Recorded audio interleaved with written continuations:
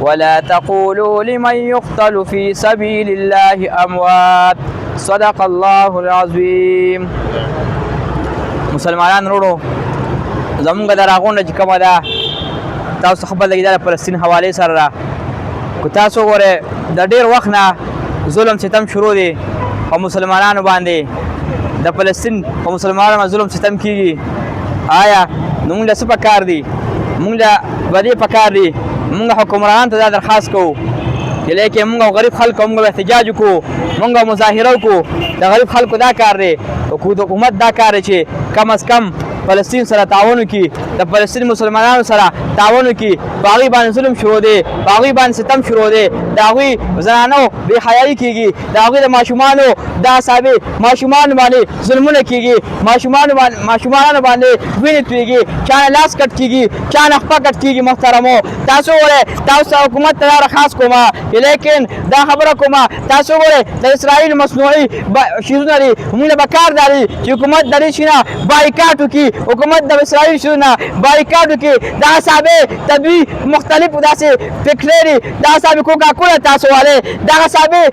پیپسي والے، دا اعصابې صابونه والے. محترمو زموږ دا پکار دي، موږ غریب خلک یو، موږ نور سم نشو کولی. موږ له پکار دي چې کم از کم د دې شیزونه بایکاټ وکړو، د دې فلسطین د مصنوعي شیزونه بایکاټ وکړو. لیکن که موږ د دې شیزونه بایکاټ نه کړو محترمو تاسو یې ما د اعصابې هغوی په هلته توپې تیاري، هغوی به کلاشینکوفې تیاري، هغوی به تمانچې تیاري. محترمو موږ له پکار دي چې دې شیزونه بایکاټ وکړو، د پاکستاني چلونه تیاري. محترمو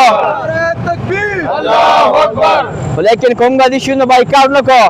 آیا د اعصاب جنګ به رواني؟ د مسلمان بېزتي به کېږي؟ د مسلمان دی وخت کې موجود تنظیم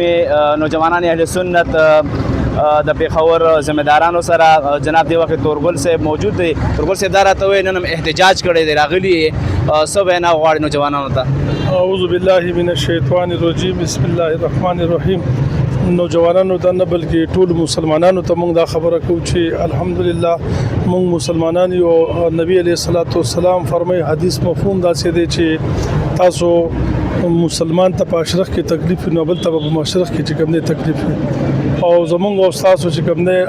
بنیادی خبره دا ده چې موږ تاسو په یو بل سره په درد باندې دردمن شو او د لا اله الا الله محمد رسول الله مطلب دا د امت ټول چې کوم نه یو دی او یو رقم به یو چې په دلته تکلیف دلته به موږ د وینې جان مال قرباني ورکو دلته چې کوم کیسه دارا ته وایي چې نن تاسو احتجاج کړی دی د نوجوانان اهل سنت والجماعت د پیښور طرف نه، تاسو د وکلاو طرف نه کوم چې په اسرائیلو کې کوم حالات روان دي دغه حالاتو مطابق مخکې تاسو خپل پاکستان کې دننه نوجوانانو له څه پیغام ورکوئ او حکومت نه څه غوښتنه لرئ؟ نحمده ونصلي علی رسوله الکریم. زما وروره اول خو ستا شکریا ادا کوم چې په دې لنډ تنګ وخت کې تا چې کوم دی زمونږ دا چې کومه احتجاجي مظاهره ده د دې کورج لپاره رالی، تا ډېر ښه سوال وکړو. زه دلته د پاکستان انټرنیشنل هیومن رایټس صوبایي لیګل ایډوایزر په حیثیت سره ما دلته خپله نمایندګي کړې ده. کومه پورې چې د دې مظاهرې خبره ده د دې اغراض او مقاصد دا دي چې په فلسطین کې تقریبا د یو کال نه زیات وخت شو چې د اسرائیلي جارحیت شروع دی، چې کوم دا انټرنیشنل میډیا ده د هغې په مطابق باندې نن وخته پورې په تقریبا 2 لکه فلسطینیان شهیدان شوي دي او دا شان لکونه خلک هلته چې اوس هم دي کنډم دي، ماشومان چې کوم دي بې کوره شوي دي، ښځې کونډې شوې. هغه ځای کې نور اشیاء ضرورت خو پرېږده، اوبه چې یو معمولي ستیز دی د هغې ملته فراوني نشته دی. دا راته ووایي چې اسلامي ملکونه موجود دي، د عرب ملکونه شته دی، د هغې نه دېخوا په پاکستان سره افغانستان ورسره چې دی بنګلادیش یا نور چې کوم اسلامي تاجکستان ازبکستان سره د دې د عربو اسلامي تنظیمونه آیا دوی نشي کولی چې یو شي او د دې باره کې چې دی د اسرائیلو خلاف صحیح مزاحمت وکړي؟ ګورئ جي مونږ خو به دلته د OIC چې څومره اسلامک کنټریز دي د دوی د به مونږ ته مطالبه کوو، بلکې زه به دا وایم چې د دوی ډېره بې حسي ده. یو کال نه زیات د اسرائیل د اټیک شو، د دې هوسټیج شو، تر ننه پورې OIC په دې هکله باندې یو کانفرنس هم نه دی راغوښتی چې د هغې ایجنډه دا وي چې اسرائیل د دهشتګرد قرار کړي. عالمي چې څومره ملکونه دي صرف OIC نه، زما د اقوام متحده نه هم دا مطالبه ده چې اسرائیل دی یو دهشتګرد ریاست ډیکلیئر کړی شي ولې چې کوم اسرائیل چې کوم د دفاع په اړه کې نام نهاد دفاع په اړه کې د کشمیریانو کومه قتلګاه جوړه کړه د دې چې کوم دی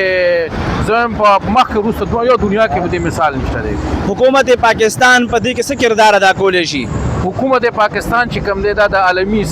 عالم اسلام یو ډېر غټ ملک دی یو اټمی پاور دی یو ډېر غټ فوج لري زمونږ د بجټ یو ډېره غټه حصہ 80% حصہ په فوج باندې لګي موږ په خپل فوج فخر کوو په خپل ملک فخر کوو چې د عالمي نړۍ یو ډېر غټ ملک دی لیکن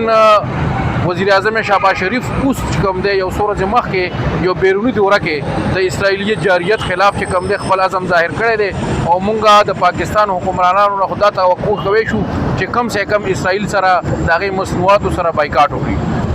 ډیره مننه خوشاله اوسئ راغونډ شوي دي د هغې سره د فلسطین کوم مسلمانان او هغې ځای کې کوم نوجوانان ماشومان زنانه شهیدان شوي دي د هغې سره د یووالي لپاره دوی خپل هغه ټریني احتجاج په سطحه باندې په پاکستان په سطحه باندې د پښتنو لپاره یوازې